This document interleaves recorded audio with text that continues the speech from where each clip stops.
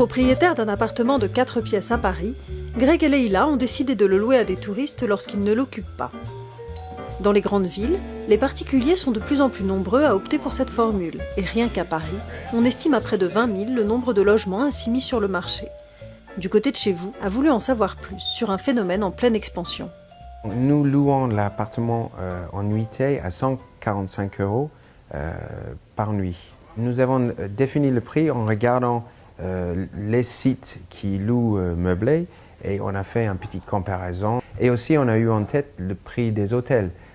Et il faut que ça soit win-win pour celui qui loue. C'est bien qu'il trouve une bonne affaire et que nous en soyons aussi gagnants.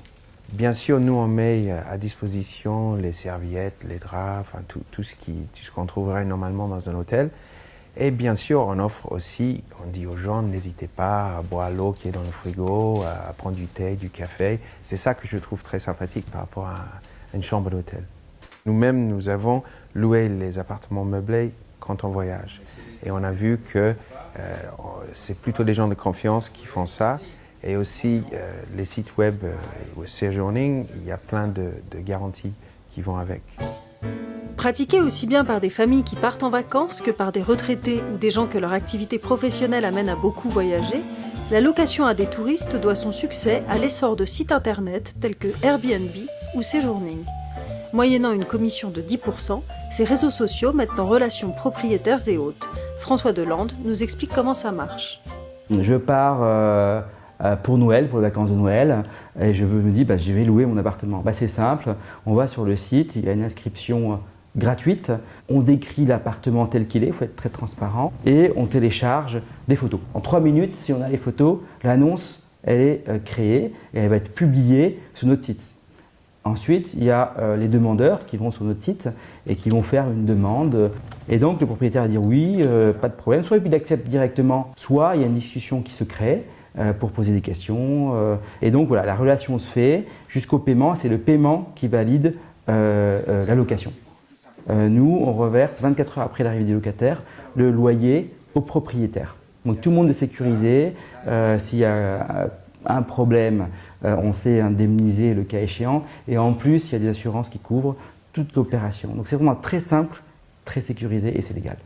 S'agissant de la location de courte durée pour des personnes qui sont juste de passage, par exemple sur Paris, pour un mois, une nuit, 2 jours, il n'existe pas de texte en la matière. Donc il y a en fait le droit commun qui s'applique et ce qui n'est pas interdit est permis.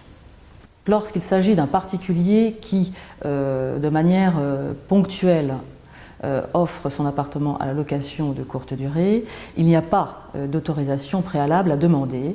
En revanche, pour toutes les villes de plus de 200 000 habitants, le département, je crois, des Hauts-de-Seine, du Val-de-Marne et de la Seine-Saint-Denis, un propriétaire non occupant dans son appartement doit obligatoirement demander l'autorisation à la mairie de son domicile et procéder au changement d'usage de son bien qui va passer donc d'un usage d'habitation à un usage commercial puisqu'il ne l'habite pas et le propose à la location de manière habituelle.